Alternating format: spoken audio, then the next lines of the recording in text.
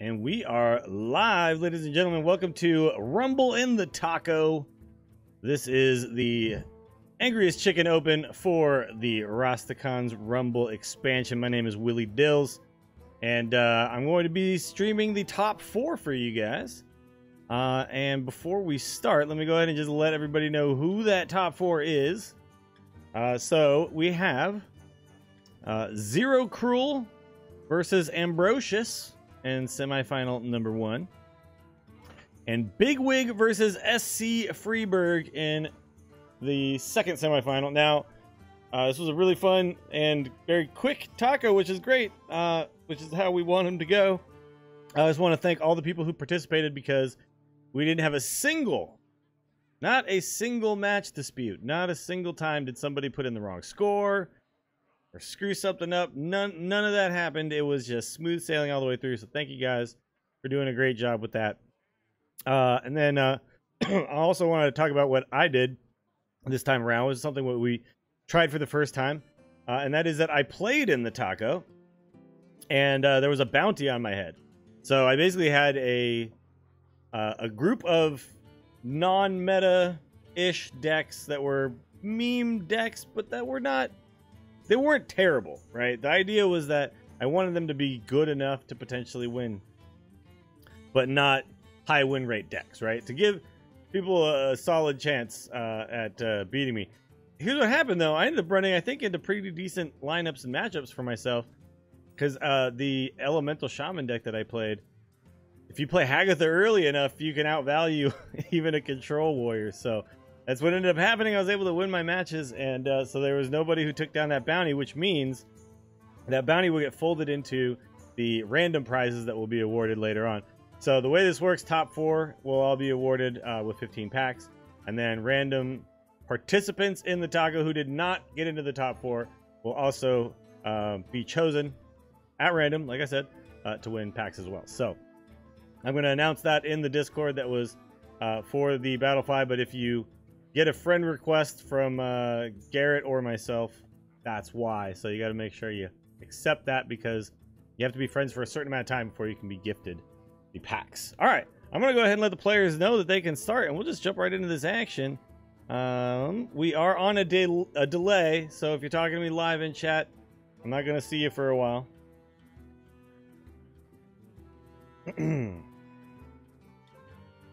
And let's get it on. Like I said, I'm going to be opening with... Well, sorry, I don't think I did say this. I'm going to be opening with Xeric versus Ambrosius here in match number 1. And while that match is being casted and viewed by you guys, the Bigwig SC Freeberg match will also be going on. So as soon as those guys queue into each other, I'm going to go ahead and start viewing it. So let's go ahead and pull up their deck lists and everything as well. I'm going to put Ambrosius in the bottom. Once the spectator mode decides to actually work for me. This is always an adventure, this part.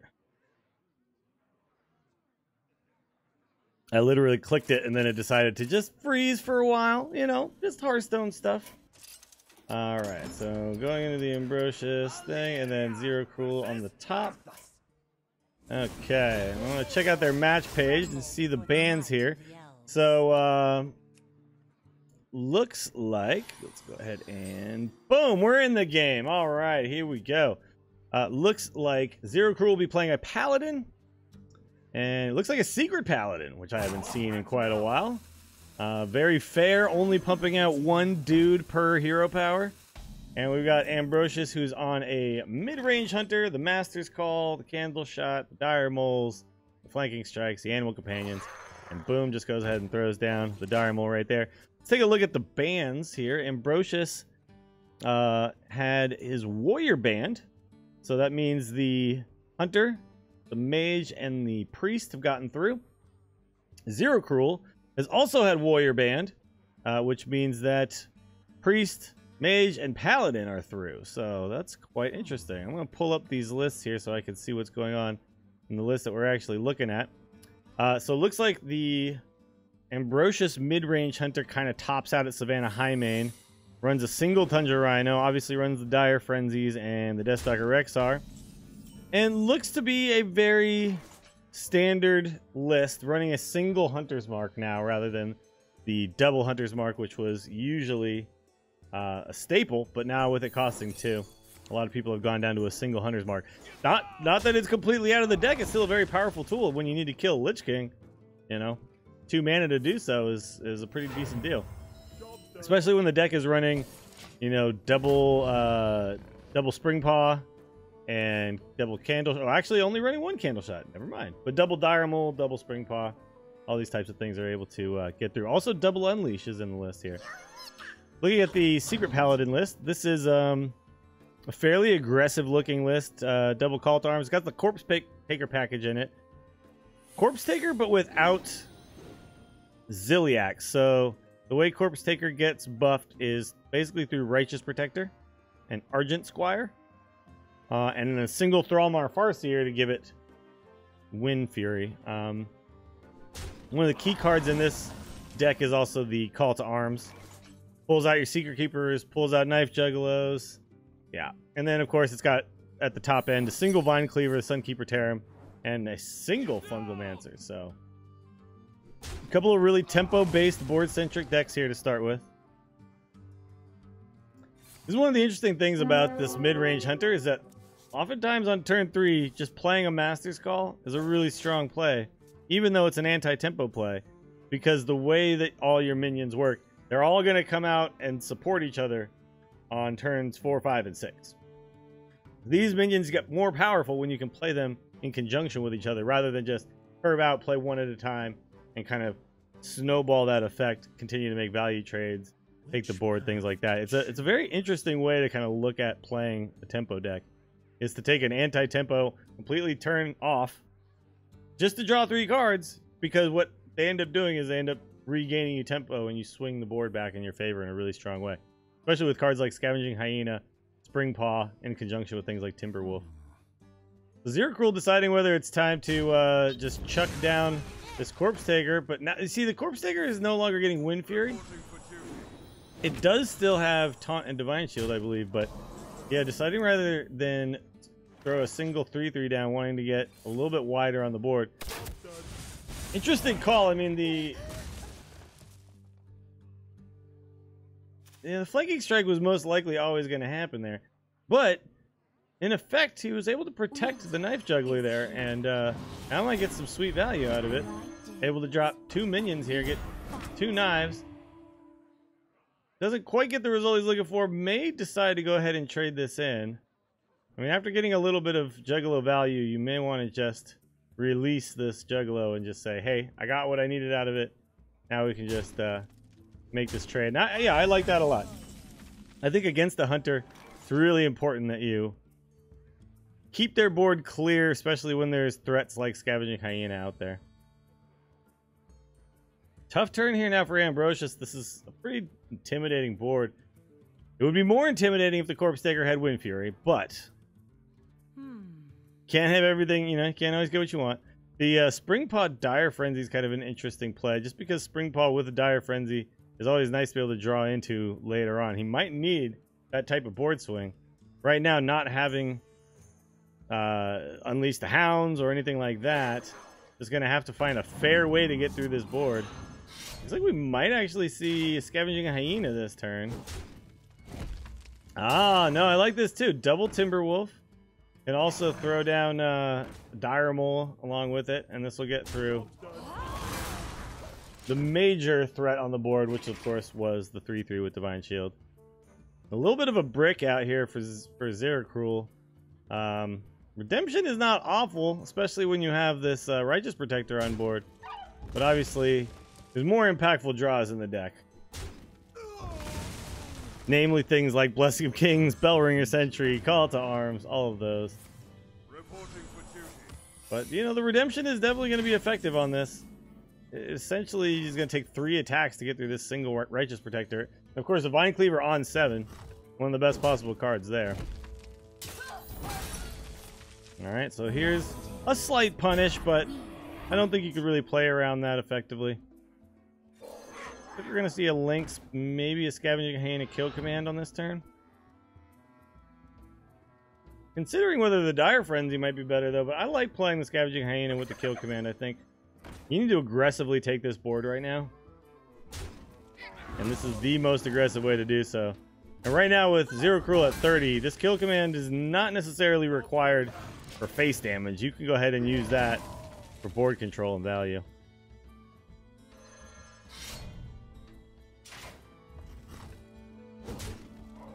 Alright. Vine Cleaver hits the board. And it's going to be Dude Central here now. Considering how this 1/1 needs to ever hit this minion, he does decide to take that interesting trade there. Savannah Highmane seems pretty decent. You can also kill both of the dudes, which means that Vine Cleaver alone will not be able to finish off the 6/5 body. And when you go Highmane into Highmane, and their only real answer is smashing it with their own face, you gotta feel pretty good. Here's the thing though, with the Knife Juggalo pickup, now we can actually get 4 daggers this turn. 1, 2, oh. First 2 both go face, finally gets one that hits the Highmane. And one more for good measure here. That was a pretty solid turn. And there's the Rexar pickup. Oh, wow. All right. That was about as timely as they get right there. That could turn things around in a huge way. Obviously, Zero Cruel is out of cards, but at any point in the deck, you can just draw Divine Favor and just completely refill and match up again as far as value is concerned. And first beast being created. You got to be thinking about what you're going to be playing on the next turn with this first beast. Most likely, you're probably going to want to just Highmane. It's not going to make many beasts that are better than just throwing a Highmane onto the board. But that would be the first thing I would look to. It's a 4-mana 3/4 with Silence. That's pretty decent. It was Ironbeak Owl plus Dire Mole. Blessed Maul picked up. You can buff 3 minions. It's about all you can really do right now with Zero Cruel is just try to make the best tempo play you can each turn. Alright, going for another Build-A-Beast here. There's an Exploding Bloatbat, always one of the more popular picks. Bloatbat with Poisonous, usually pretty good. Generally gets the job done. Here you've got 2 ways to do it. One is Divine Shield Poisonous, which means it doesn't die. The other is to just give it straight up Poisonous. Looks like we're going to see a Dire Frenzy here. You can get +3 attack plus Dire Frenzy. I think he could start getting aggressive. The life total for Zero Cruel is down to 16 because he did have to take a lot of swings with the weapon there. So yeah, the Vine Cleaver hits. Ended up doing a lot of damage to Zero Cruel's face. So Ambrosius doesn't need much more here to finish things off. I really like just being aggressive. I mean, that's 8 points of damage. You don't want to pass that up. And there you go. Ambrosius hitting the face there.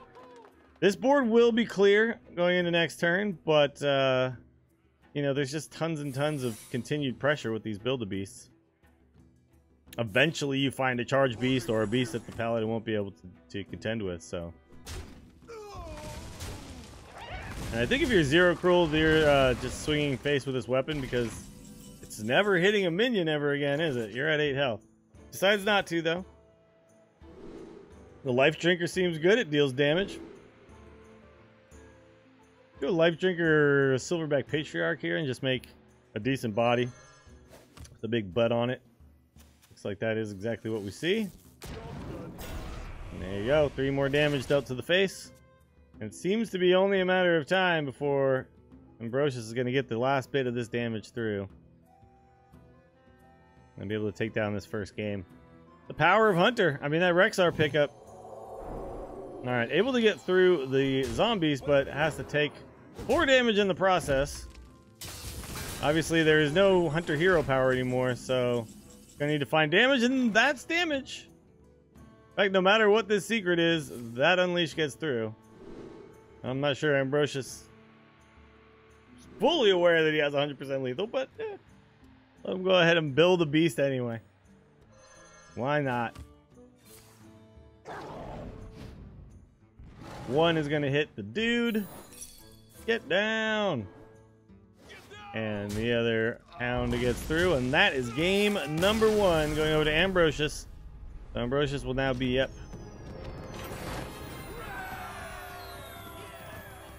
1-0.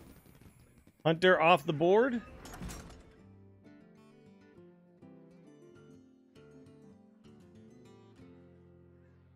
And let's see now what these players pick for game number 2.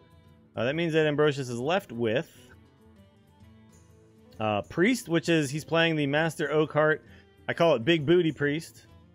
Basically, you play double Eternal Servitude and double Spellstone to revive big, giant, butted minions such as Witchwood Grizzlies, Moshog Enforcers, Lich King, Tar Creeper, these types of things. And then you have a single Inner Fire and a single Topsy Turvy. And once you get any one of them to stick at any point, you're able to Divine Spirit into Inner Fire or Topsy Turvy and kill people from high life totals. Also has what looks to be a big Spell Mage as well. The Prince Keleseth version of the big Spell Mage. Looks like Zero Cruel also has a Big Booty Priest, but then has the odd Aggressive Mage. So the odd Aggressive Mage runs Clockwork Automatons, Leroy Jenkins Nightblades, just to play 4/4s and deal 3 damage to the face, because it just continues to deal face. It's a pretty standard list that I see right here. He's got the Cinder Storms, the Arcane Missiles, double Daring Fire Eater, Explosive Runes, 1 counter spell, and of course Jan'alai the Dragonhawk, and then gets the about the best start you can ask for here. This means that a Northshire Cleric is just going to die to a hero power, so I don't think Ambrosius can even drop it here. Could drop it just because he wants to absorb that damage, but I think probably you're going to sit on this. Yeah. You'd like to get some value out of that Northshire Cleric. One thing about this deck is it's going to feel like you're behind. When you're playing the Priest deck, it's going to feel like you're behind often. And then all of a sudden, around turn 7, you Psychic Scream. Turn 8, you drop a Moshog Enforcer. Turn 9, you Oakheart. Suddenly, you're in a really commanding position. So, we'll see if things play out like that for Ambrosius. Zero Cool is just going to be trying to deal as much damage as quickly as possible. This could just be an Explosive Runes turn. Could also decide to go for a Daring Fire Eater, as that would allow him to get through the Tar Creeper. Just going to go ahead and do this for now, though. Try to kill off the next minion that happens. Here's the issue, though. I wonder how much Zero Cruel has played against this deck, because the next minion in the deck is the 5-drop. They don't run any minions on 4. Not that I know of. Is someone injured? Oh, it's going to hit something, though, as he plays the Northshire Cleric out, so it did get value off of it. But, you know, eventually was going to have to test that secret, so I like healing the face here over playing the Shadow Visions. I think the way that you lose this game is by running out of life. Your game plan will eventually get there. You just need to allow it to get there. You need to let yourself live, right? And sometimes you're going to be like saying, I should Shadow Visions and pick up some important spells. Well, you can do that later, after you've stabilized. Welcome to the show. Now here we see the Daring Fire Eater play.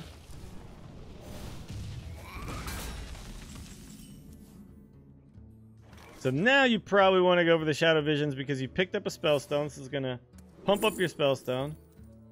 Mass Hysteria or Mass Dispel seem to be the picks here, but this is tough. Mass Hysteria looks decent because you know that at some point you're going to have to deal with some of these minions on board. However, right now it doesn't really do a lot, right?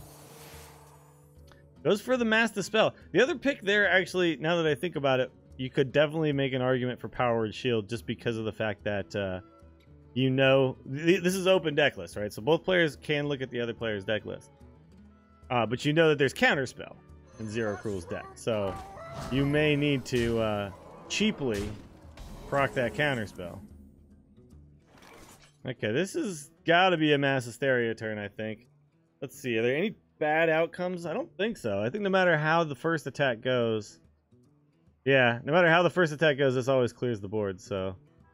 definitely mass hysteria turn. You can't afford to take another 8 damage next turn. Is a loon's will? I think Ambrosius is going to need to mass hysteria. Mass dispel does remove 4 damage from the board, but it still leaves 4 of it up, and you're just going to end up taking that damage regardless. So let's, yeah, there you go. Leaves the board 100% of the time. I think Ambrosius was just double, crossing all the T's, dotting the I's, making sure that it was indeed a full board clear. Clockwork Automaton could come down with, say, an Arcane Missiles. Could also just go for Explosive Runes plus a Fire Blast. I think what you want to do, though, is you just want to start dealing damage. The game plan is deal as much damage as quickly as possible. I would like to actually just see the Arcane Missiles. I think I just want 1 mana to deal 3 damage to the face. Looks like a Mass Dispel coming out. So, one reason to play the Automaton here, by the way, is because it's a turn before Psychic Scream. So, biggest minion in his hand that he can play right now. Want to get it to stick onto the board. Yeah, I think I'd just like to see Xeric just start using all this damage to just go face. I understand there's definitely a bit of an argument to be using it for board, but yeah, this deck doesn't really win with the board. It wins by just dealing damage to your face. By the way, I'm going to move the upper hand down just a touch there. If Blizzard would just fix this client one day, this wouldn't have to be a thing I'd worry about. Okay, this is interesting. Did get the Leroy pickup, so ended up able to take advantage of holding on to those missiles. That being said, you could just Psychic Scream all this stuff back in and set yourself up for Moshog into Oakheart. And that's the play I like.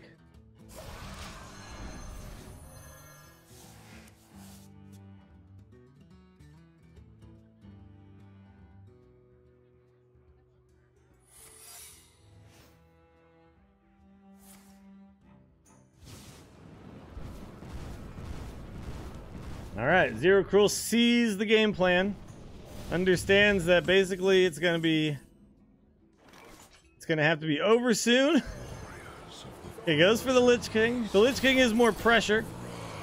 Moshog Enforcer, though, doesn't take any damage from the secret, and so yeah, Moshog Enforcer would have allowed potential 28 to hit next turn. So a small misstep potentially from Ambrosius, because this would have been game right now. If the Moshog Enforcer was the one that hit the board here, you'd have 28 damage right now with Divine Spirit Interfire. I think he's realizing that right now. Like, oops, Lich King seemed like a good idea at the time. What is a loon's will? All right, Master Oakheart will pull at least 2 taunts, though. All right, so now basically it comes down to, can Zero Cruel find enough damage? And he can, as Nightblade plus Daring Fire Eater. Well, just Nightblade plus Hero Power was enough. So Ambrosius made a small misstep there and actually ended up costing the game. So Zero Cruel able to take advantage of that and even up the series 1-1. I mean, these are potentially look like small misplays, but not playing the Moshog Enforcer, the Lich King wasn't actually going to do much as far as winning the game the next turn, right? But you have to recognize that what you have in your hand is potential 28 damage very next turn if you can get a 14 health minion to stick, and that's what would have happened. The only it would have at least forced Zero Cruel to then spend a whole bunch of damage knocking down the 14 health of that minion, right? Instead, just Pyromaniac 2 damage to the Lich King, and it was out of the way. And here we go into game number 3. The series is tied 1-1. Let's go ahead and take a look at the other series and see where they are at. Big Wig is up 2-1 over SC Freeburg.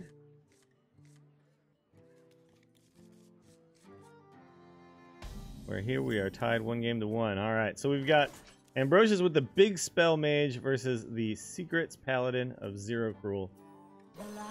Definitely big spell mage is a deck that can deal with aggro pretty decently, so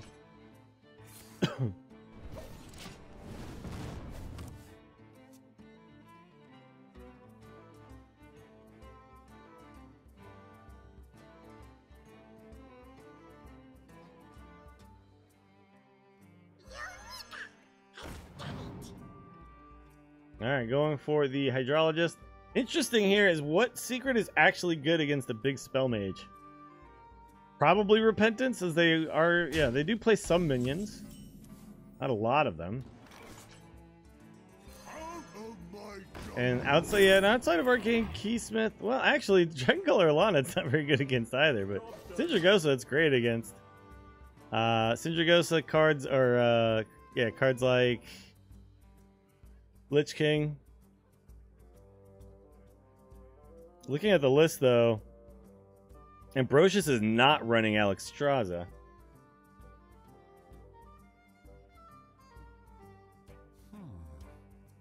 So, in fact, this particular list, the Repentance is not going to be great.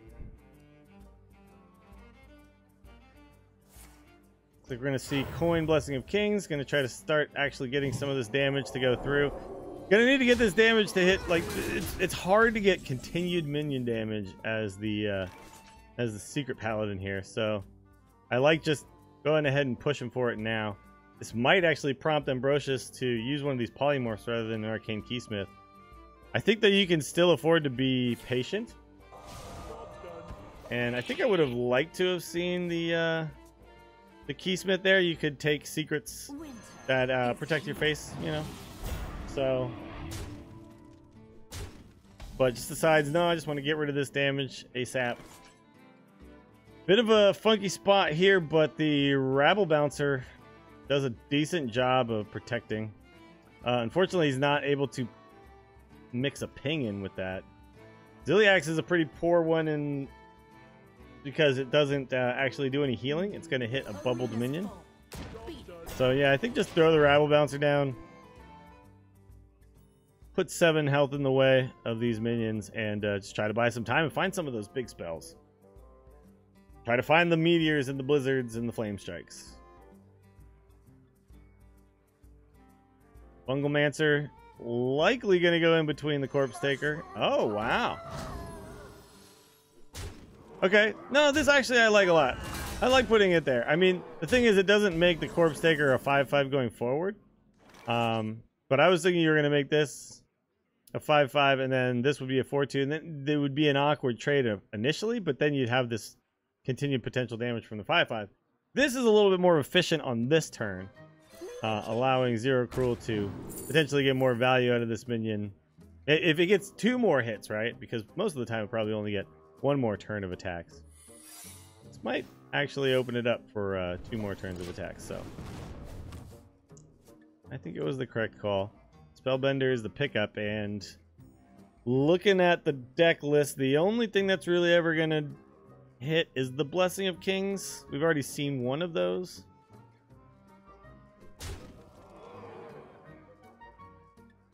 Didn't see what the other picks were.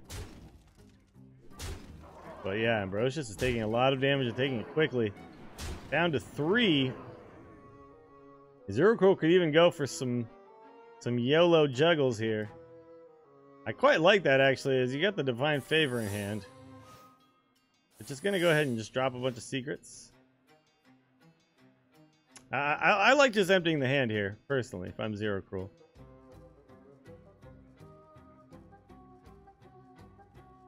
You really want to get value out of this Divine Favor. If you can't win the game now, you want to win it soon. Yeah, just going to go ahead and just get Divine Favor value now. That is 3 mana, draw 4.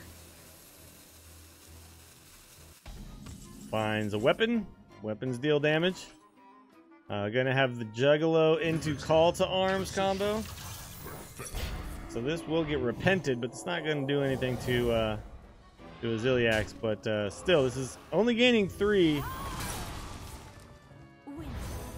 And Redemption can be pinged away. But still, no, absolutely no AoE in Ambrosius's hand. Once that shows up, though, the Arcane Artificer will mean some life gain. Zero Cruel could just go for some YOLO juggles right now. I quite like that. Could also, yeah, okay, take this attack here. Ah, and now the juggles are guaranteed, right? I'll never tell. What's going on here? Ah. Was concerned about whatchamacallit. Kill your guy, deal 6 damage to your minion. Yep, okay. Yep, played around that.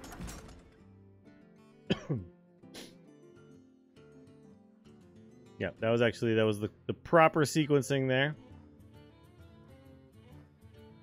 And Zero Cruel going up 2 games to 1 now. Only needs to get a win with the Priest. The big booty Priest.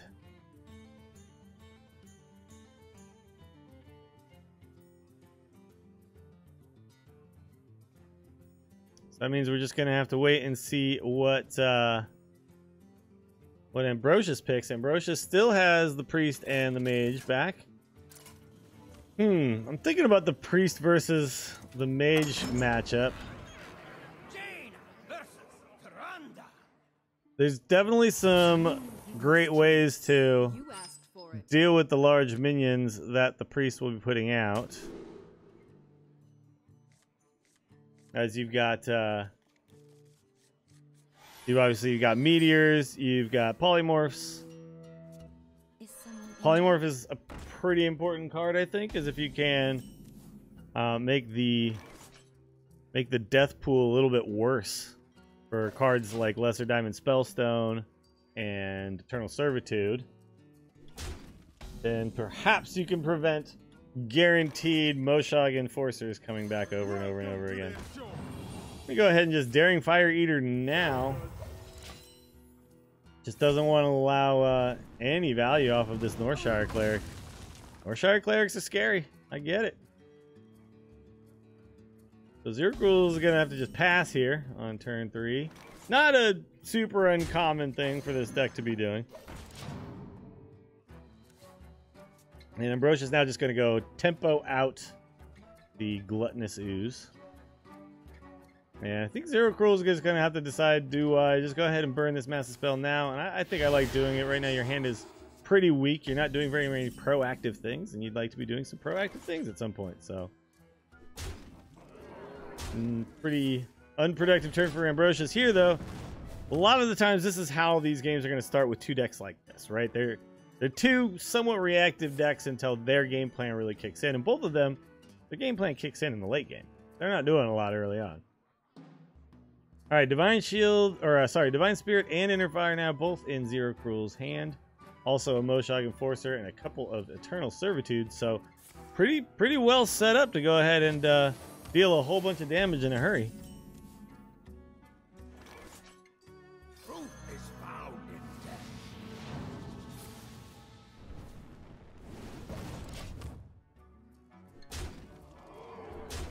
All right, so right now Ambrosius is definitely trying to be the aggressor.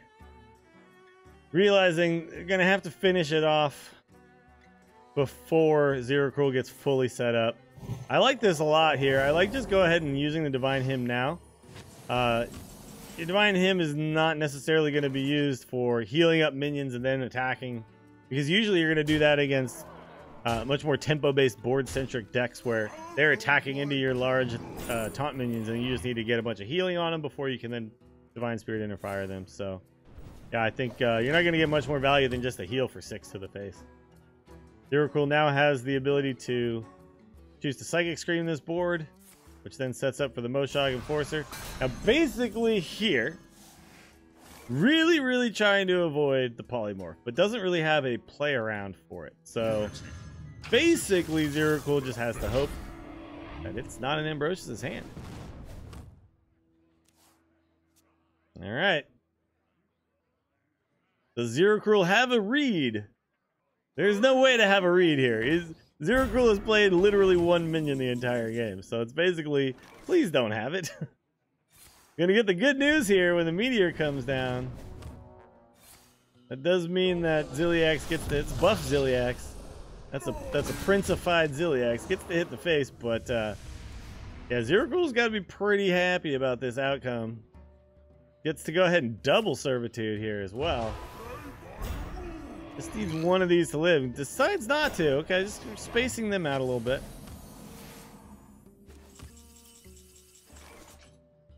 I mean, you do, yeah, you are going to need to get through this Xiliax before you can hit the face for. Actually, 28 is the max right now.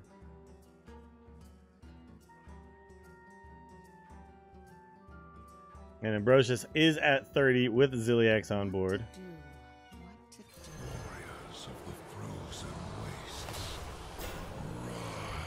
Alright, Lich King comes down. We're going to go ahead and trade with Divine Shields.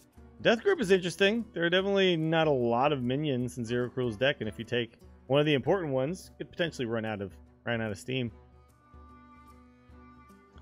So you can't really Psychic Scream this board if you're Zero Cruel. Well, actually, no, you can, because you already have Moshog Enforcer in your death pool. You could go ahead and maybe even trade the Tar Creeper with the Lich King. Or double trade into the Xiliax.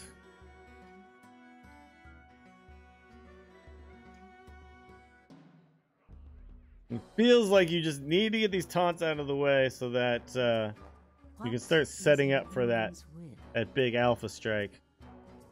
Zero Cruel, this is a tough turn actually. I'm not sure.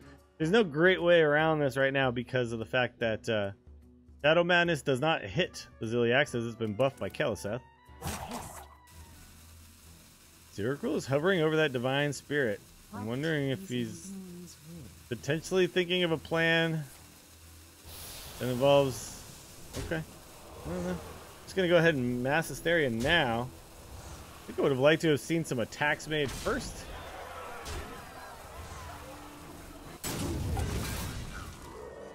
A mistake. Oops. Just threw an Inner Fire down onto a Moshog Enforcer.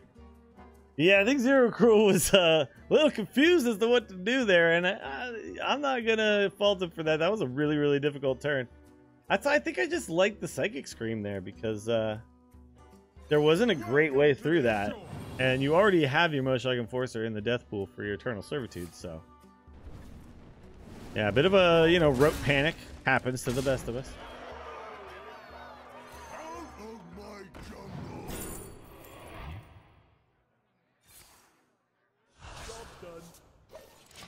All right, we got to put this dog in his crate for a little.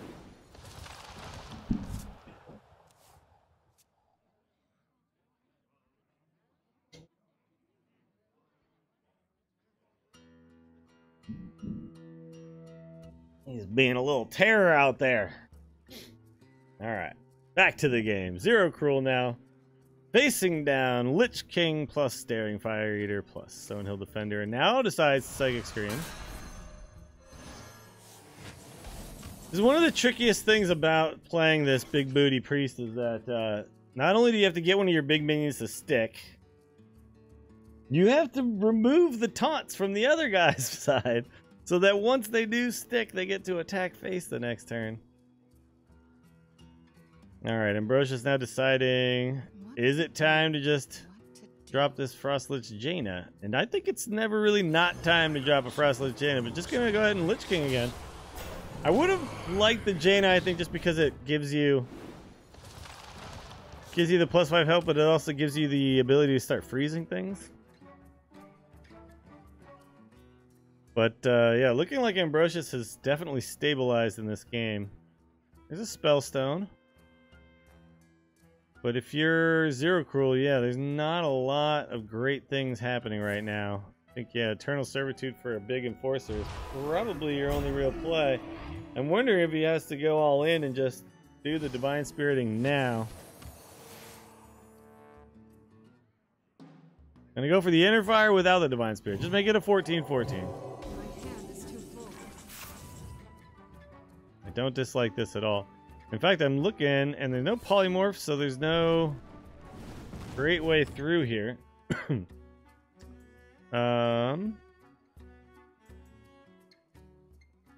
Ziliax is only 11 damage. The weapon is only 13 damage.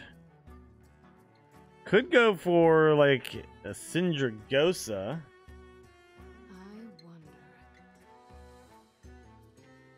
Just gonna freeze it? Okay. Freeze it. Draw one more Lich King card. Army of the Dead. Not the greatest. Not the greatest. Zero Cruel now. Still having a bit of a struggle to actually get through this Lich King. So Spellstone's a bit YOLO because there is the Northshire Cleric in there, as well as a Tar Creeper, and a Witchwood Grizzly, and a Moshog Enforcer. Alright, Mass Hysteria is going to clear out the Lich King. Now deciding whether it's time to drop a Grizzly. I like just dropping the Grizzly here. It's a small Grizzly, but a Grizzly will do the job almost as well as a Moshog Enforcer. Jan'alai the Dragonhawk! Gonna die. Ziliax plus Magic Shell. Still doesn't quite get through, but almost does, and knocks the health down low enough that not gonna have to worry about Zero Cruel suddenly getting through here. Not seeing a great way to deal with this 5/4 outside of just hitting it with your 14-1. You go for the Shadow Visions. I'm not really sure what's left. Both Psychic Screens have been used. Both Hysterias have been used. I wonder. I don't think there's a second Divine Hymn in the deck. Let me check. There's not, but you can find second Spellstone would be pretty important. Oh, there might still be a Mass Dispel, or was that used early too? I believe that was also used early. So, maybe just gonna try to find, yeah, I think the Spellstone is probably your best bet at this point. Still has a Topsy-Turvy left. So, the Inner Fire has been used, but the Topsy-Turvy's still in the deck. And that'll be the way to actually get the damage in.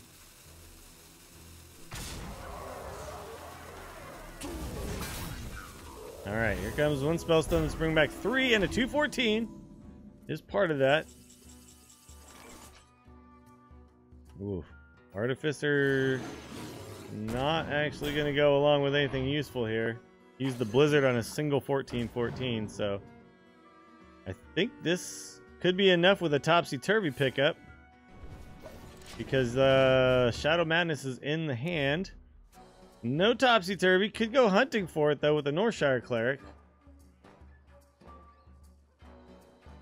So you Cleric, you get 2 draws with it. So you Cleric, you hit the Tar Creeper, you get 2 draws. If Topsy-Turvy comes out, then you can Shadow Madness plus... Oh, no Topsy-Turvy. Okay, so yeah, Ziliax. And still not through the Grizzly. I'm not even sure I would make these attacks at all. I might just let this chill. Just do the Ziliax. Artificer plus Flame Strike. Gain a bunch of life.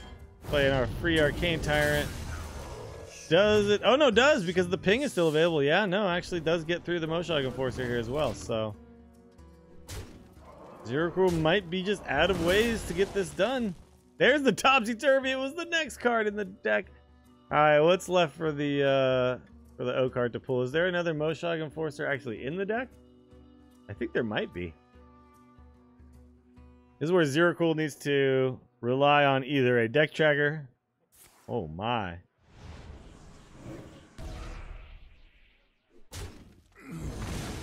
Okay. Yeah, maybe. Now, though, Frostlich Jaina gets you to 42. And you have to be doing the math here if you're Ambrosius. don't think that there can ever be two Divine Shield. There can't be another Inner Fire, right? Because you know none of these are. Oh, I guess you don't know. This is the one card he doesn't know what it is. He knows that this card was created with Shadow Visions, so... Yeah, there was still one more Moshog Enforcer. Could have gone for the O-Cart last turn. Now the O-Cart's going to pull, I believe, one Witchwood Grizzly. Things got a little awkward here for both players. This is a very tricky matchup, though. There's a lot going on. I'm actually not sure who is technically favored. It feels like a lot of it comes down to important draws, things like Polymorph, things like Master O-Cart, without drawing your Moshog Enforcer. How deep in the deck is your Topsy-Turvy? I mean, when he drew 2 cards there, he only had 10 remaining. 2 draws, needing 1 Topsy-Turvy. But yeah, now O-Cart, rather than being used last turn, ends up pulling just 1 single Tar Creeper. And it feels like Zero Cruel is just running out of ways to get this done. Ambrosius could potentially just drop this Alana. I don't think he's cast that many big spells, though, at this point.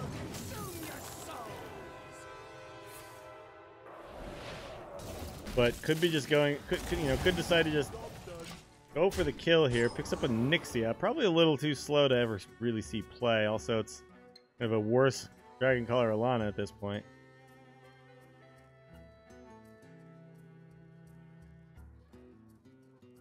Oh, we have Charge Llama in the chat 10 minutes ago asking what the most common deck in Taco was. I'll have to take a peek here, and I'll do that in between games if I can.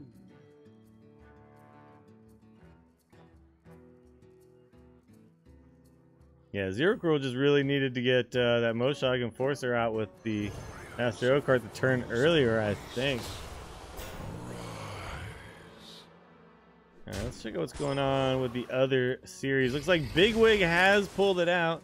Bigwig is into the finals, taking the series 3-1 over SC Freeburg.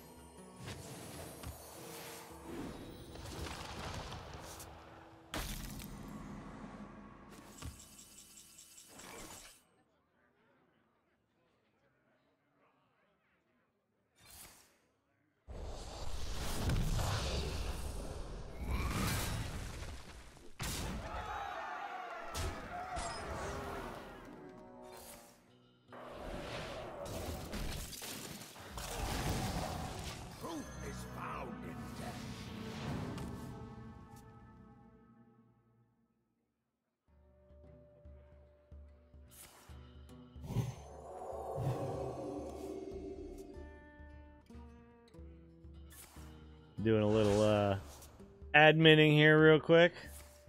Death Grip grabs an Arcane Tyrant. Alright, so let's see. This is kind of the last stand here for Zero Cruel. Needs something big to stick. Unfortunately, the only big thing he gets is a Lich King. The Lich King will die pretty easily here. I think Ambrosius is still a little concerned about sudden death, though, but by my count, I don't believe there's another Divine Spirit, but there could still be.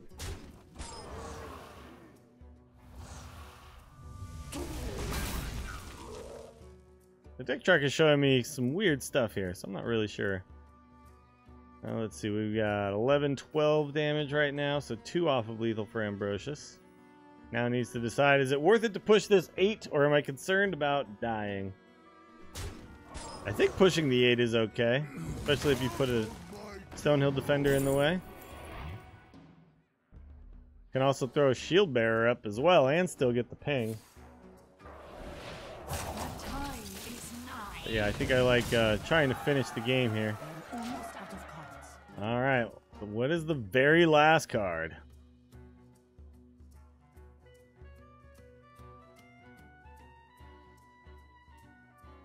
Might be going to game 5 here.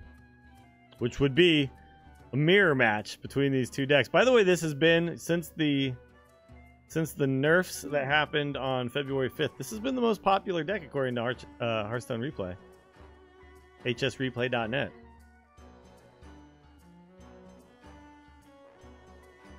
Alright, so right now the Spellstone's only reviving 2. And get this to 7, 14, 19. Not enough. Gonna go ahead and use a Death Coil here. Trying to figure out a way to not be dead this turn. Which, that means... Okay, Power Word Shield plus Spellstone. Needing to get probably at least one Enforcer. Does not find an Enforcer. The problem here is that because the board for Ambrosius is 3 water elementals, it just frees all these minions.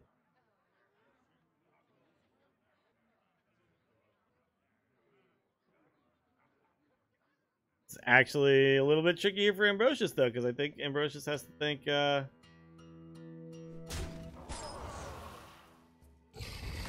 that, you know, the game is not technically over. If there's double Divine Spirit, then all sorts of wacky things can happen. But yeah, freezing both of the large minions. The deck doesn't run the 0-cost silence. There's been no lie returns to create, you know, random cards, so... Oh, thinking about Frost Morning. The Lich King. Interesting. Maybe then throw up a Phantom Militia. Protect the face just a little bit. Yep. Alright. And fatigue starts to set in. Let's see. The most damage that can be done, this could get to 5, 10, 20. Would have to use the death... No, so 25... This could get through that. 25 is the max damage right now, so 9 damage short. So yeah, just play Emotional Enforcer. Punch through the 2/4. Heal your own face.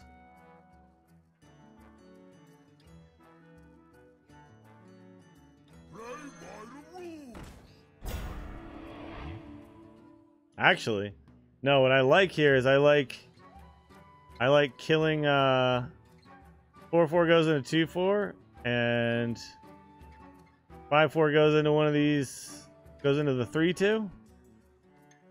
Heal the Grizzly.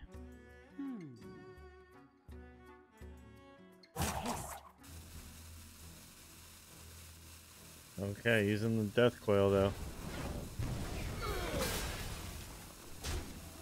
Using the Death Coil to use the 5/4 to go through to the face. In this case, doesn't get the heal. I just think the heal was kind of important on the Grizzly because you need to set up both Grizzly and the Moshog Enforcer as minions that must be dealt with. Okay.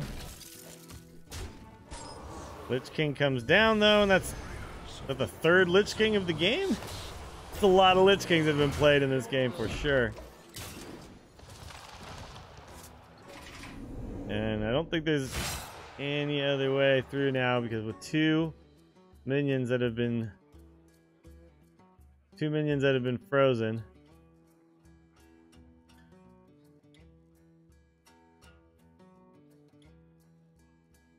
I'm pretty sure that's a checkmate here for Ambrosius. I'm not seeing a way for Zero Cruel to ever get through here or to set up a potential lethal for next turn. Because the heal will always have to go onto his own face because he will be taking 3 fatigue damage on the very next turn, right? Yeah. Alright. Heal has to go on his own face.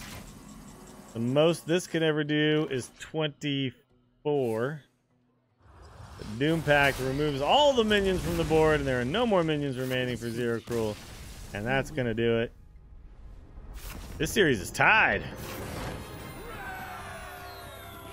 What a series it's been so far. Wow. Alright, going into game number 5 now. It is a pure mirror match between both Big Butt Priest decks. It's both Both of these players have the exact same deck. Let's take a look at what the differences are between the two builds.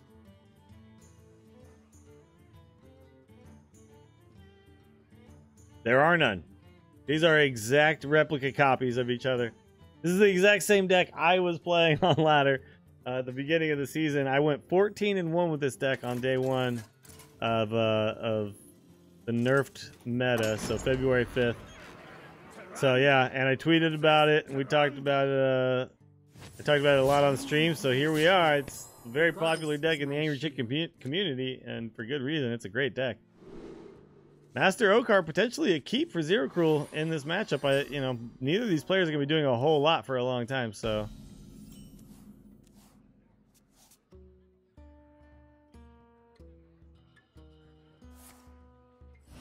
and here we go. The classic turn 2 play, heal your opponent's face. Hey, there we go. Look at this good sportsmanship all around. Gotta love it, gotta love it. Just priests doing priest things, healing each other's faces. Alright, now Tower Creeper comes down, and the battle truly begins. Zero Cruel with a bit of a weak turn here, but could go for Shadow Visions. Right now, the game hasn't really developed, but you know what the important cards are at this point. You know Divine Spirit, Inner Fire are important, Spellstones are important.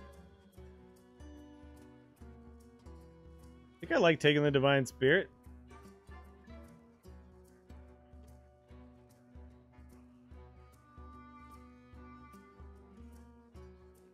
Takes the Inner Fire.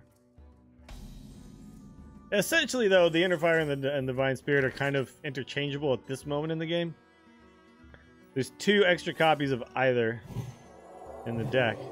What do we have here? Ambrosius is going to go ahead and swing in for 10?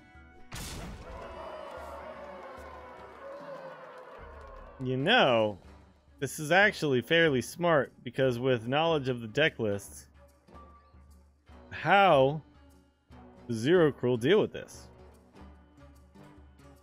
The only real way you could deal with this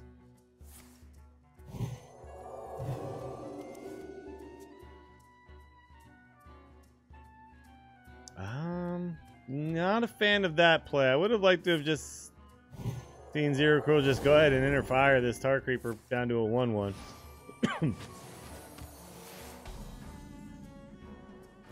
Now he's just going to take 10 damage a turn. Yeah, Zero Cruel could have just Inner Fired this Tar Creeper down to a 1/1 right then. Essentially taking away that Tar Creeper as a threat completely. This actually was a mistake, though, to throw down this second Tar Creeper, because that opens up Mass Hysteria. So both players making some questionable decisions at the moment, but Ambrosius definitely taking the aggressive stance here, and I like that. But yeah, opened himself up for that Mass Hysteria, and that was definitely worse than just leaving a single minion on board. Realized that as soon as it happened, by the way, too. Alright, Zero Cruel now going to go for another Shadow Visions. Still has all of the major pieces to the puzzle as far as the Divine Spirit Inner Fire, but doesn't have any way to actually get a minion on the board right now.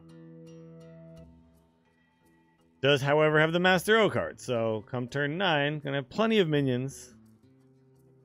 What And should be able to get one of them to stick outside of, say, a Psychic Screen. Gonna go ahead and grab an Eternal Servitude now. And yeah, that one mistake there from Ambrosius has just killed all of the pressure. Gonna try to reload that pressure with a Lich King. This means that Master Oakheart can't be coined on 8, though. So Zero Cruel's Master Oakheart will come before Ambrosius's.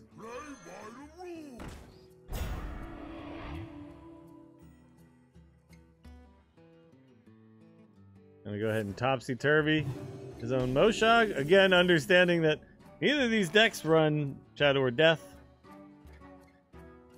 Unity, precision, So here, an inner fire on Moshog Enforcer knocks it down to a 2/2. These players see this type of stuff. They're not looking for it because I think they're just hoarding their inner fires for lethal on the other side.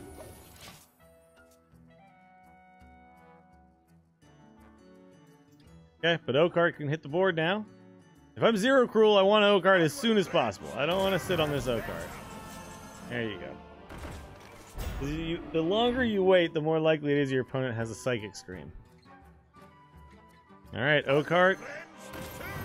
Into Oakheart.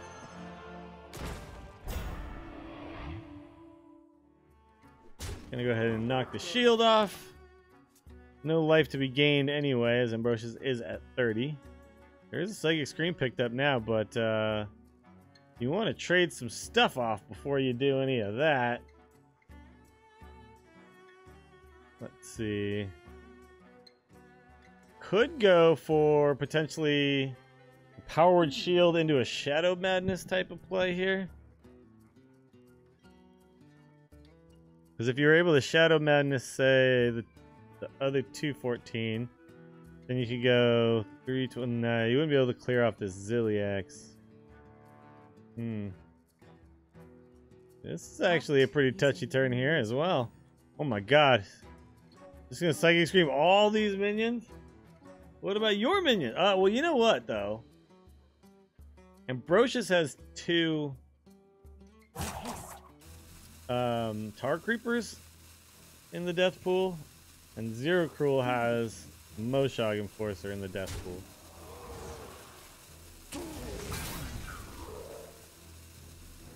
So could go for it. Yeah, I don't think it's terrible. It feels really weird though.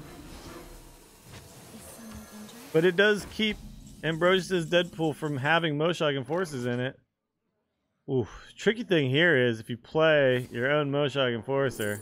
Alright, here you go. You get a Lich King going again. If you play your own Moshog Enforcer, you always run the risk of dying to a Shadow Madness.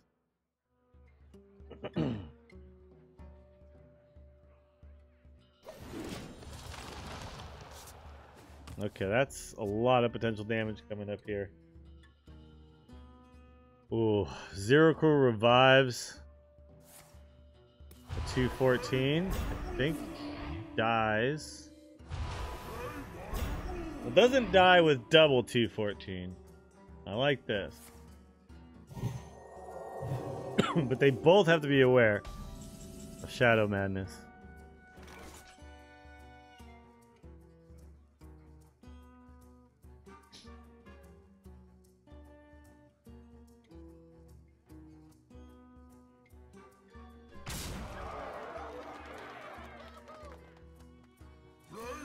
Now we've got ourselves a 214 standoff here. And things are just wacky. You know, I'm going to admit, I don't know what the hell is going on anymore, or who's in the lead right now. I do know one thing. Zero Cruel has double Divine Spirit and Inner Fire in hand. If you can figure out a way to get through this 8-6...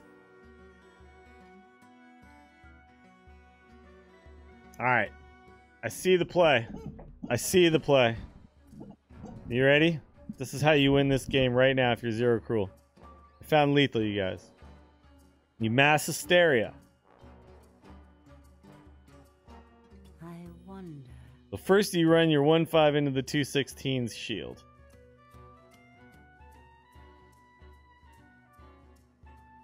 No, there's no way it ever gets through the... There's no way it ever gets through the 16 health.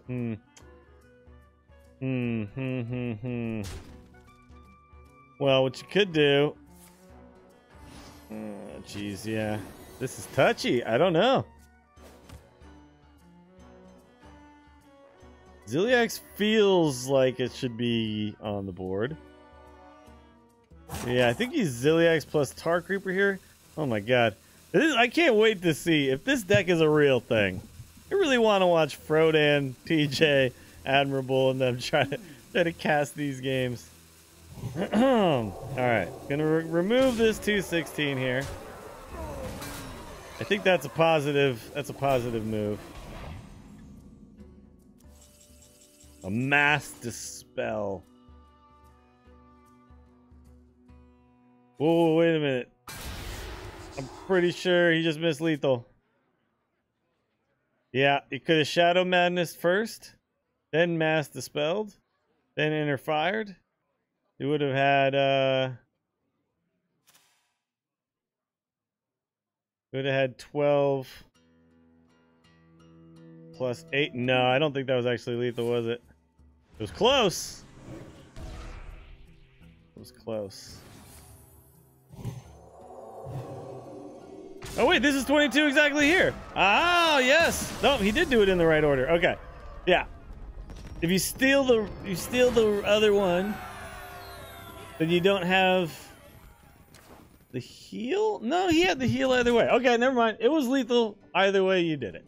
Good job there. He found it. He found it. I thought I saw it, and then I thought, wait a minute, oops, I messed it up because he'd already done it. So then I thought that the way I was thinking of it was wrong.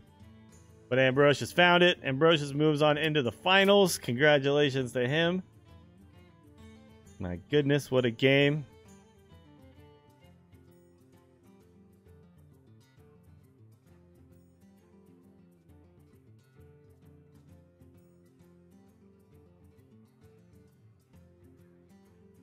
Crazy semifinals action right there. I apologize to everybody for. I mean, look, I'm doing my best here. These are some brand new matchups that I'm not familiar with. And we're trying our best to figure out how they actually go down, but there's a lot of interesting situations there. This is what I love though about when metas shift. It creates this brand new world of archetypes and matchups that you're not used to seeing. And we've not had this in any expansion now. Ever, to be honest. We've had multiple changes now in one expansion, so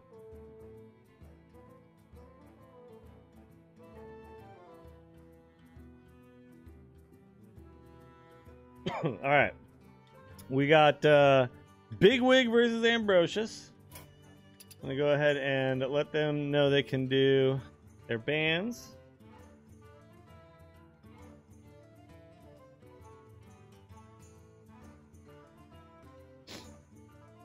And once those bans are in, then we will go ahead and just jump right into the finals match here because that semifinal took, yikes, about an hour. Some really intense games in that one. A lot of back and forth. All right.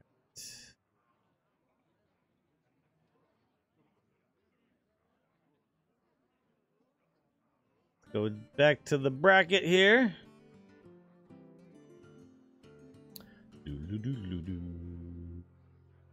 All right. Looks like both players have checked in and they are now in the midst of doing their bans. I'm going to take a look at the lineups here. We know about Ambrosius' lineup. The mid-range hunter, the big booty priest, big spell mage, and odd control warrior. Looking at Bigwig's lineup, we've got even warlock, mid-range hunter, odd rogue in the post Cold Blood nerf era, and odd paladin. So two pretty powerful lineups. One going a little bit more of the control variant, and one going a little more of the aggro variant. So we'll see who comes out on top here.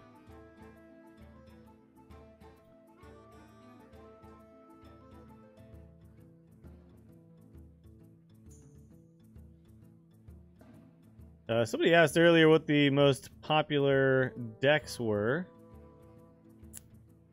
in the taco tournament. Looks like Hunter still reigning supreme. 26 players chose to bring Hunter. Priest coming in second with 20 players bringing it, and Mage also with 20 players bringing it. Highest win rates looks like Hunter with a 53% win rate.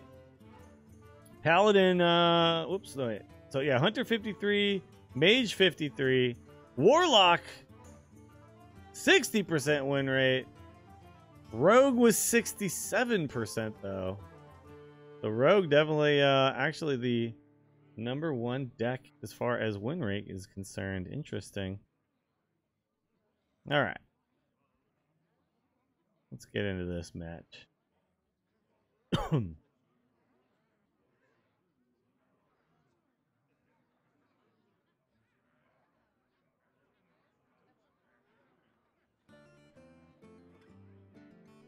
So all 4 of the players who reached the Final Four, by the way, have all earned 15 packs, which will be delivered to them as soon as Garrett and them have been friends for the proper amount of days, according to Blizzard. So congratulations to all the top 4. After we're done, I will go ahead and randomly pick 2 more winners.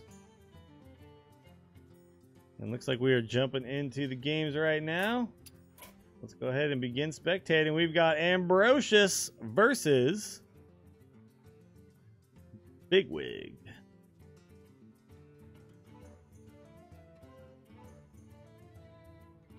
Yeah, and if you did hear on the Angry Chicken the announcement that I would be a bounty in this tournament as a player, yeah, nobody was able to take me down. Nobody was able to claim said bounty. I think, well, there's a couple things we can do with that. We can roll it over to the next taco. I'll have to talk to Joss and Garrett about what our plans for that could be. Roll it over to the next taco.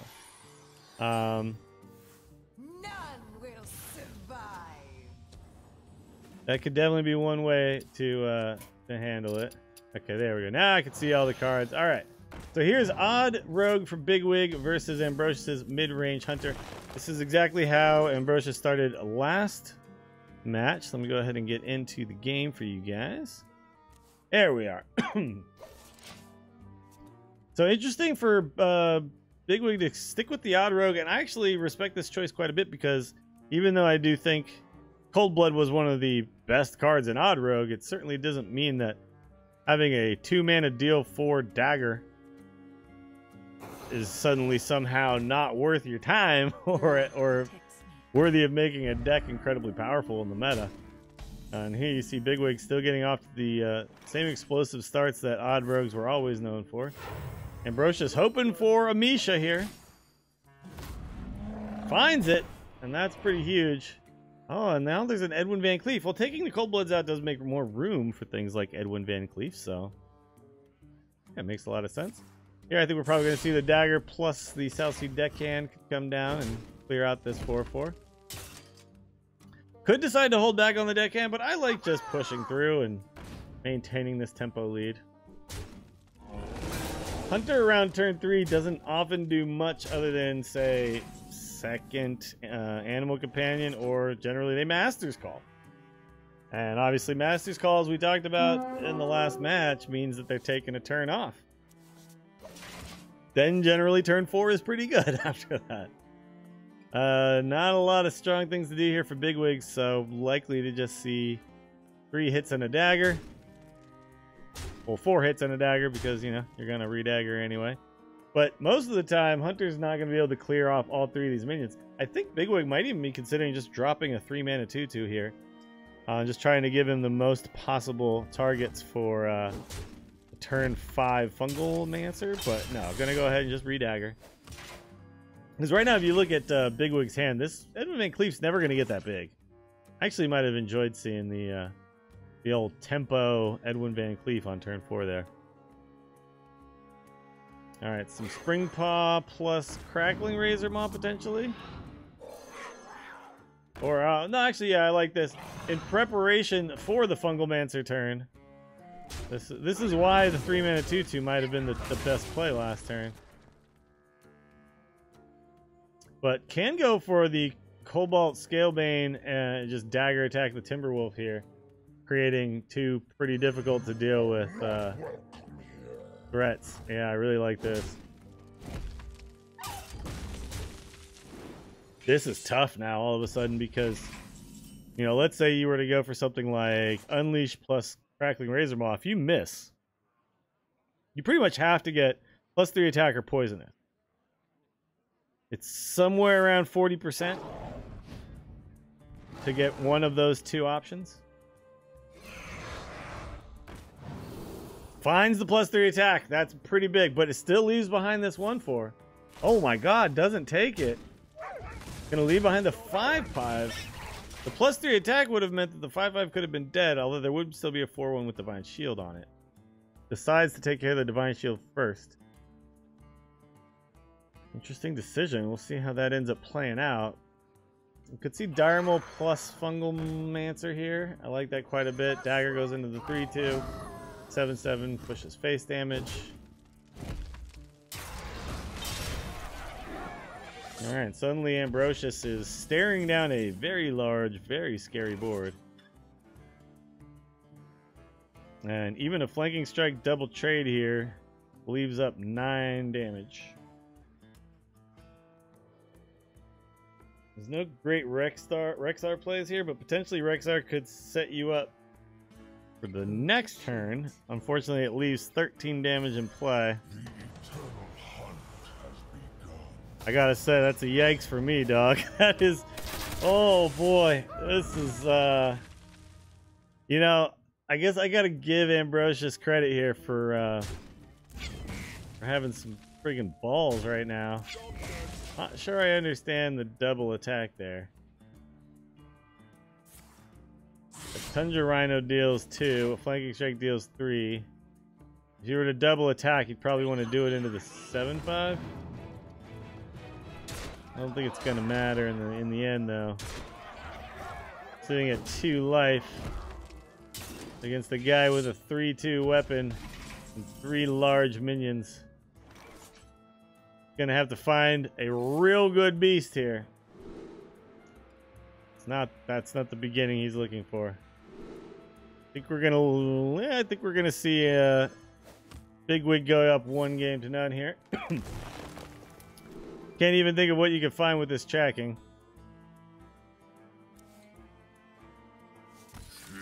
And that's gonna do it. Odd Rogue pulls out the victory. Bigwig up on top, 1-0 in the finals of Rumble in the Taco. All right, we're gonna go into game number 2.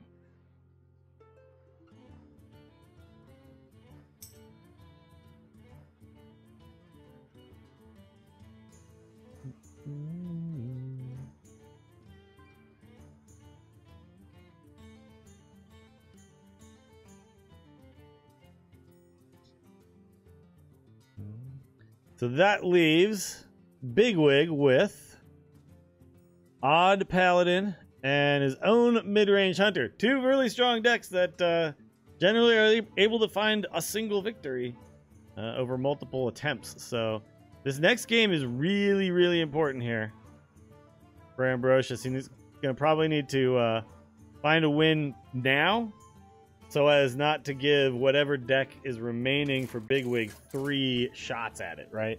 Because both of the remaining decks remaining decks that Bigwig has are incredibly powerful and can just high roll and stomp on almost anything. So here we go into game number 2. Ambrosius going with the Big Booty Priest. And Bigwig switching to mid-range Hunter. I'm going to go ahead and drop this Cleric. I really like having the Cleric on 1 because it prevents things like Diremaul. There is the Crackling Razor Maw. Could go ahead and just coin one into... Could coin a Crackling Razor Maw into a Crackling Razor Maw. I actually quite like that play. Especially since you already have multiple options on turn 3. Yeah, Bigwig agrees. Going to go ahead and just drop that 3/2. This is where things do get a little bit tricky here when you're Ambrosius and you drop that 1/3, and when they have this exact play. All right, so a Divine Spirit plus an Inner Fire is now possible. However, right now Ambrosius doesn't necessarily have all the tools to make sure that a minion will be stuck at any point soon. But I think, yeah, I think the Spellstone is a little too weak. So here's an interesting play here. I really like attack first with the Razor Maw and then Razor Maw. Yeah, there you go. So a lot of people will do the Razor Maw before. Like if you get Wind Fury here, you still get to do the second attack, right? If you get Divine Shield or Stealth, then you'd rather have it. Like you'd rather have Divine Shield on a 3-1 rather than a 3-2 with no Divine Shield. And if you get Stealth, you'd rather have the Stealth now. And Stealth just gets wasted in the first op. Divine Hymn, I think definitely the pick here is now you're facing down a lot of damage and you're going to need some healing to prolong this game out. This looks to me like a turn where you can definitely Master's Call, but when you have a Wind Fury Razor Maw, don't you want to roll a Leok? Yeah, you do. Bigwig does, and now is dealing massive damage. 12 damage on turn 3 to Ambrosius' face. And I have to just go ahead and mass the spell, which while it does reduce the board damage and the incoming damage on turn 4, it does not take it very much, does not take it that much of it away. It's still 8 damage. Now a Dire Frenzy seems pretty sweet after you just saw a Silence come out. I think I like Dire Frenzying the Razor Maws over the Leok. Just because the Razor Maws cost 2, Leok cost 3. But I think either one is totally acceptable.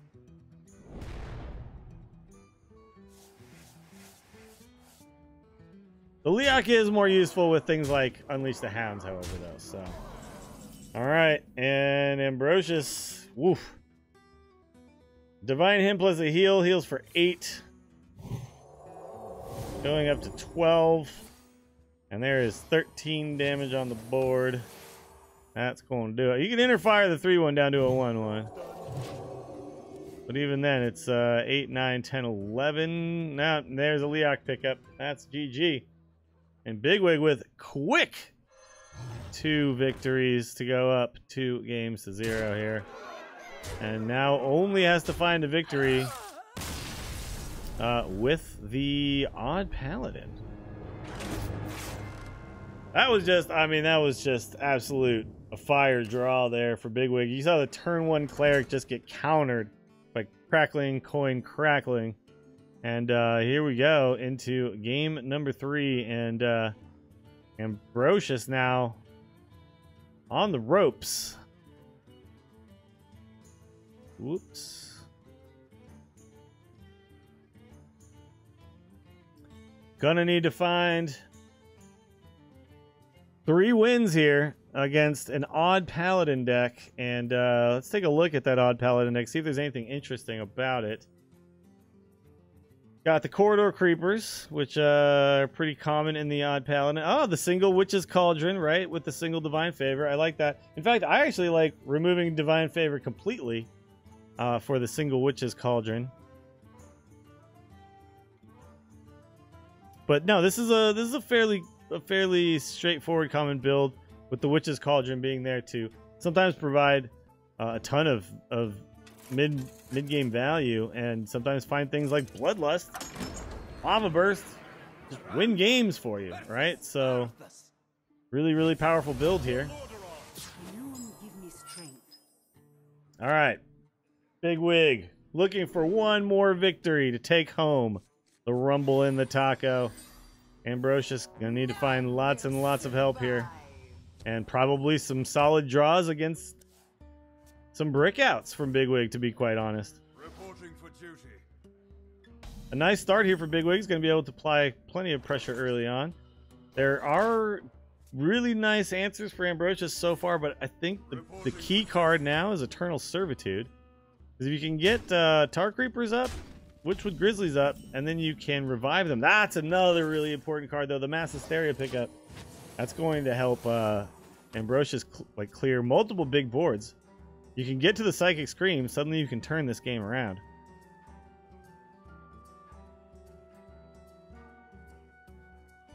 Alright, so now Bigwig has to start deciding how important is it to just start pushing early damage. And I like this a lot. Just going to go ahead and Blessing of Might now. figures this is the likeliest spot to get multiple hits out of a 4-1. There is the Eternal Servitude. So now you can go for Tar Creeper into maybe Coin Hysteria into Witchwood. Seems like a solid line.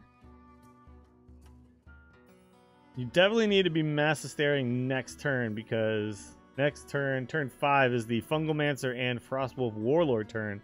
And an Odd Paladin, those are the big power spikes. I think we're just going to see a Corridor Creeper. Corridor Creeper is one of the best answers here to a Mass Hysteria. It's more likely to cause that to backfire a little bit. But could also just go for Hero Power, plus maybe another Lost in the Jungle or a Righteous Protector. The cards that he's playing around, though, are definitely Mass Hysteria. I think that's the biggest card you have to be concerned with if you're Bigwig right now.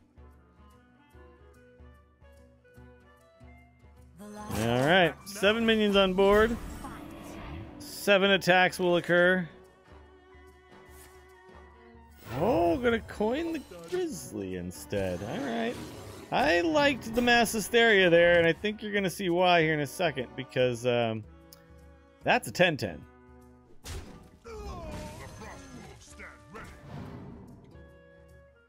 Really, really important to respect the 10-10 in that situation.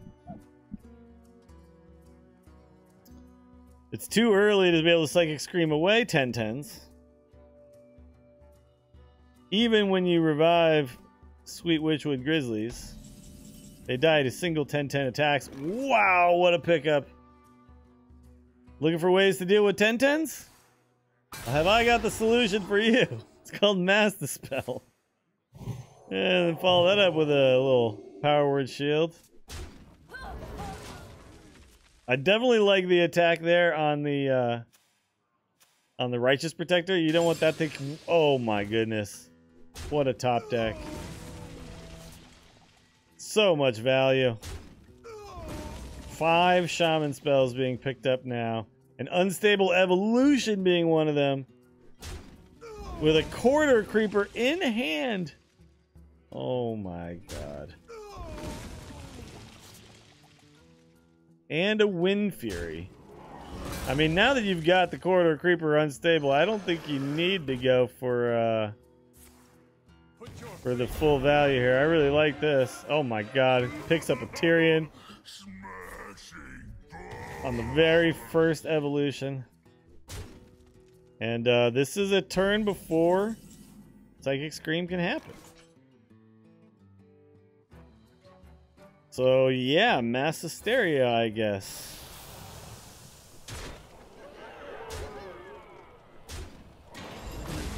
Cool.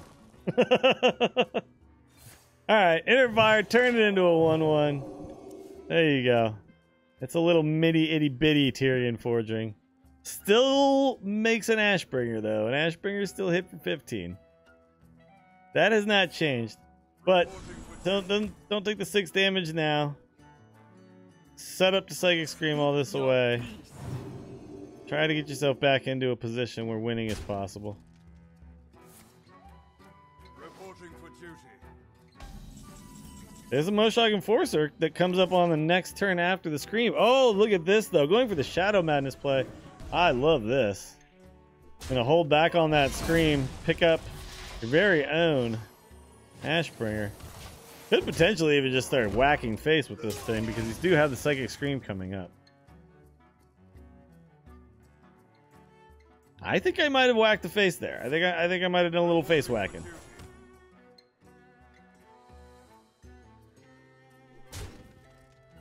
Okay. Still holding back on the Leroy. Could have potentially gone like Leroy double trade with his Silverhand recruits. Gonna throw away this Ice Fishing. There's no Murlocs in this deck. I think deciding... Oh, by the way, I just realized why you're not playing the Leroy. Because you have Wind Fury now. I completely forgot that Wind Fury was picked up. So this is just 14 or 12 damage out of hand. Let's see if Ambrosius picks up on something like this. Uh-oh. Uh-oh. Uh-oh. Might want to just Divine Spirit now, but yeah, it goes for... Okay. Been a little conservative and cautious. Oh, jeez. Not enough mana to play Raid Leader plus Leroy plus Wind Fury. I think you just drop a Baku here, don't you? No, he's thinking that I gotta kill this, right? Yeah, okay. Basically, right now, Bigwig is thinking, I have to kill this Grizzly because if I don't kill this Grizzly, it kills me next turn.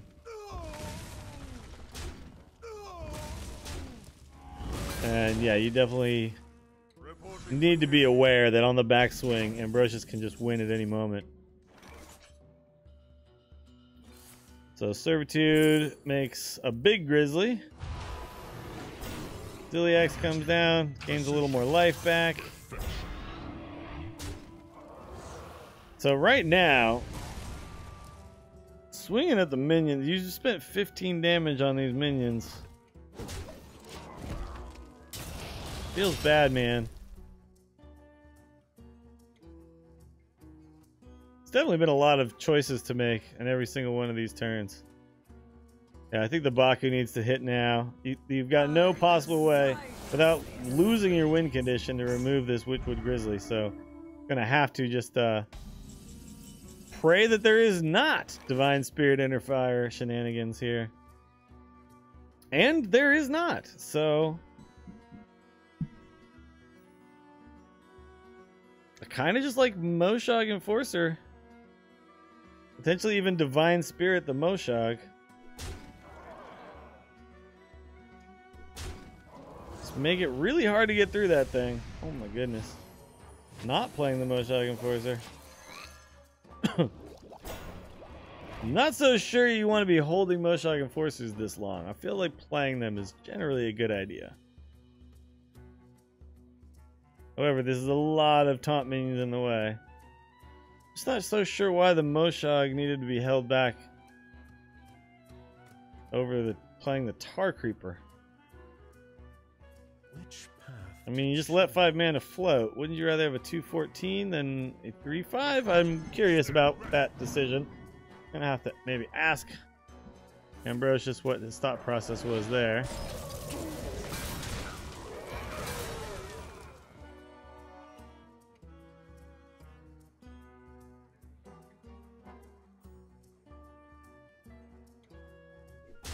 All right. I still gotta feel like Ambrosius is in a good position, but he needs to pull the trigger on getting some of these big minions out. The Inner Fire is not showing up, unfortunately.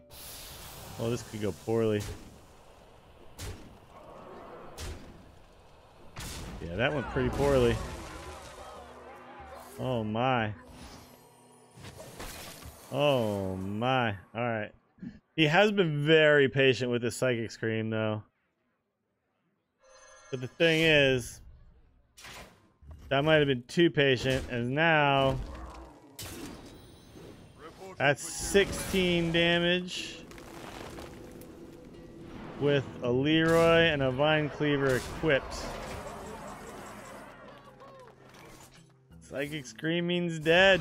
That's GG. Bigwig finds the win in game number 3. Closes this out.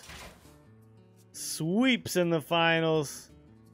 Super well played by Bigwig, and definitely there was some there's maybe some moments there where Ambrosius got a little too greedy with some of the cards. Could have cost him in the end, but you know, I'm not exactly sure. It's impossible to say exactly with incomplete information, you know, what any of us would do in those situations. So tough games there for Ambrosius in the end, but congratulations to Bigwig, winner of the Rumble and the Taco. Fantastically played there in the end, and didn't get to watch a semifinal match, but cruised pretty easily in that one as well. So came up big there towards the end and was able to put together a couple of big victories in a real short fashion there. So we'll go ahead and pull up the bracket for us here, and we're going to take a look at a couple of things. So yeah, so oops, somehow edit the score.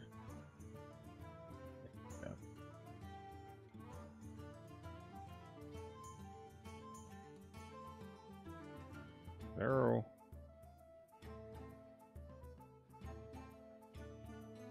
Why is it doing that?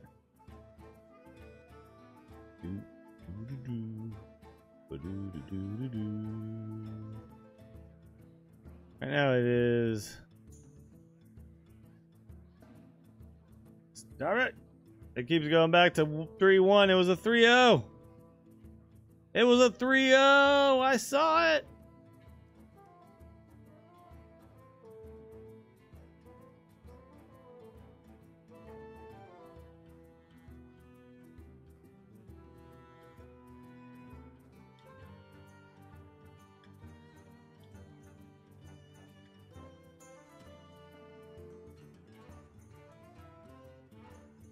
So we'll throw all these games up onto the A-Move YouTube channel. So if you guys want to check them out, it's youtube.com/AMoveTV.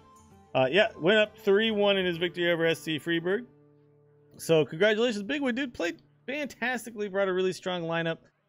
I love seeing the Odd Rogue stick around post Cold Blood nerf. That's really cool, and it worked out well for him. So, like the deck did well throughout the entire tournament, and that's gonna do it here for the Rumble and the Taco. Congratulations to our entire top 4. Let me go ahead and name them one more time for you guys. We had, of course, Zero Cruel, Ambrosius, Big Wig, and SC Freeburg all making the top 4. Big Wig and Ambrosius facing off in the finals, and Big Wig taking Ambrosius down 3-0. Some very solid play, and really, really fun tournament.